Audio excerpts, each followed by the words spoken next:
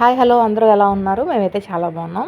మీరు కూడా బాగున్నారని అనుకుంటున్నాం. బాగుండాలని మనస్ఫూర్తిగా కోరుకుంటున్నాం.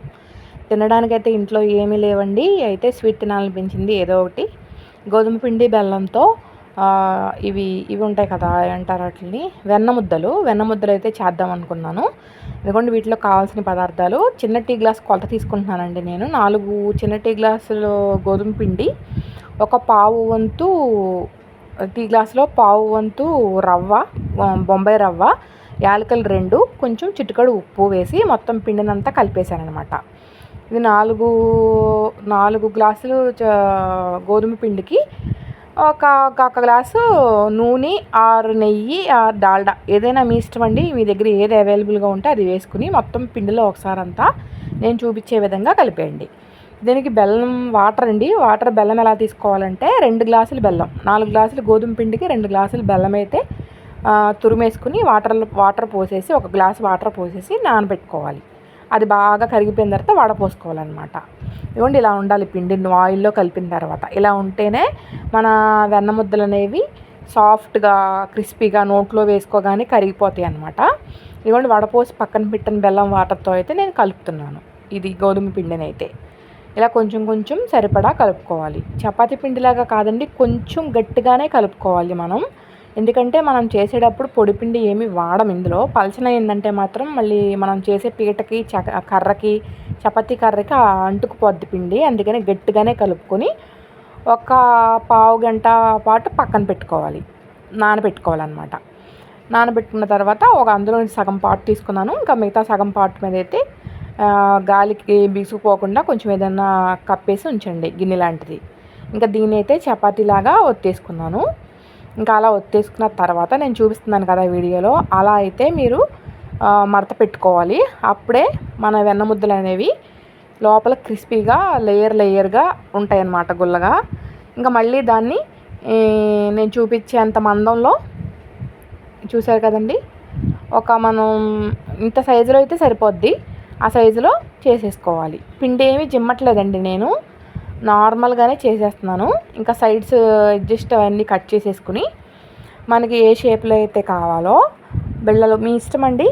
మీకు ఏ షేప్లో కావాలంటే ఆ షేప్లో రౌండ్గా, ఇంకా మీ ఇష్టం, అది మన ఆప్షన్ అనమాట. మనకి ఏ షేప్లో కావాలంటే ఆ షేప్లో అయితే కట్ చేసుకోవచ్చు. నేనైతే ఇలా వెన్న ముద్దల షేప్లోనే కట్ చేస్తున్నాను, వెన్న ముద్దల్లాగా.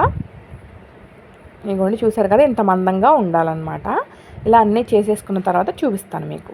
ఇదిగోండి అన్నీ అయితే ఆ ముద్ద కూడా చేసేసిన తర్వాత ఇదిగోండి ఇన్ని వచ్చినాయి. మాకైతే ఒక 3-4 వాయిలకైతే వచ్చినాయండి.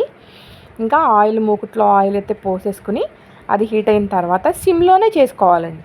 ఇది చాలా ఓపికగా చేసుకోవాలి వెన్న ముద్దలు అనేవి. లేకపోతే హైలో పెట్టి కాల్చేసారంటే మాత్రం పైనము బాగా ఎర్రగా వచ్చేసి లోపల అసలు ఏమి ఉడకవన్నమాట. ఒక్కొక్క వాయికి వచ్చి నాకు పావు గంట 20 నిమిషాలు టైం అయితే పట్టిందండి. ఒకటి వెన్న ముద్దలు వేసిన తర్వాత ఎమ్మట గరిటె పెట్టి తిప్పొద్దు, అలా ఉంచేయండి. ఫస్ట్ అవి ఆయిల్ అన్నిటిని అబ్జర్వ్ చేసుకున్న తర్వాత వాటంతట అవే నూనెలో నుంచి పైకి తేలుతాయి అన్నమాట. ఒక్కొక్కటి తేలిన తర్వాత ఫ్రై అవుతాయి. గోల్డెన్ బ్రౌన్ కలర్ వచ్చే వరకు ఫ్రై చేసుకోవాలి. అప్పుడు మనం తిప్పుకోవాలన్నమాట, వెనక వైపుకి టర్న్ చేసుకోవాలి. సిమ్లోనేనండి, అస్సలు హైలో అయితే అస్సలు పెట్టద్దు. చాలా బాగుంటాయి. ఎప్పుడైనా స్వీట్ తినాలనిపించినప్పుడు ఇలాంటివి చేసుకోండి.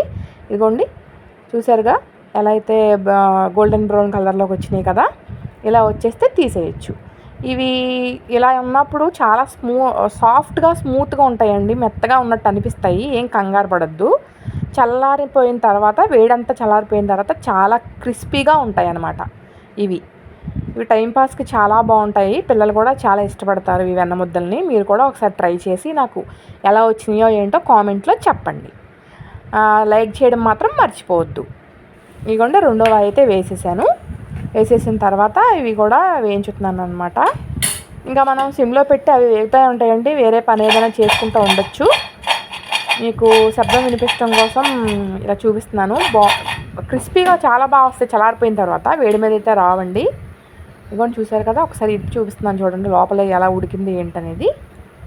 లోపల అస్సలు పిండి అనేది ఉండదు, చాలా నోట్లో వేసుకోగానే వెన్న ముద్దలు కరిగిపోయినట్టు కరిగిపోతాయి అన్నమాట. చాలా టేస్ట్ ఉంటాయి. మీరు కూడా ఒకసారి ట్రై చేయండి. 3 వాయిలు, మూడో వాయి కూడా వేసేసానండి. అంతేనండి. బాయ్ అండి.